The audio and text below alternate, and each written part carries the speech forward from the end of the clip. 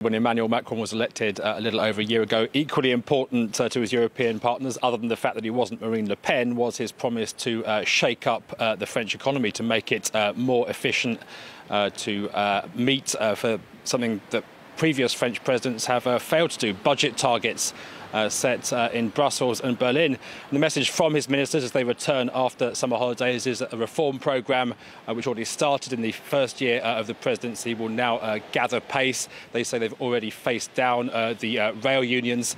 They're now looking at cutting back drastically on state jobs. 120,000 positions set to go there.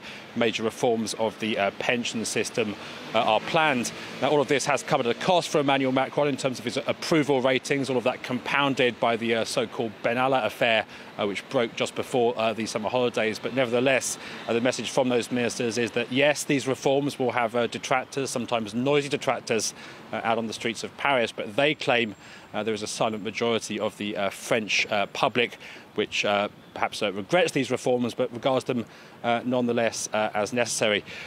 Key to all of Emmanuel Macron's plans, of course, is a return to economic growth. The government had been banking on a 2% growth figure for this year. It's set to be a little bit lower than that, and as such, when Macron comes out of this first post-summer holiday cabinet meeting, he'll be sitting down with senior ministers to hammer out the terms of 2019's budget, which, as I said, will be studied very closely in Brussels and particularly in Berlin.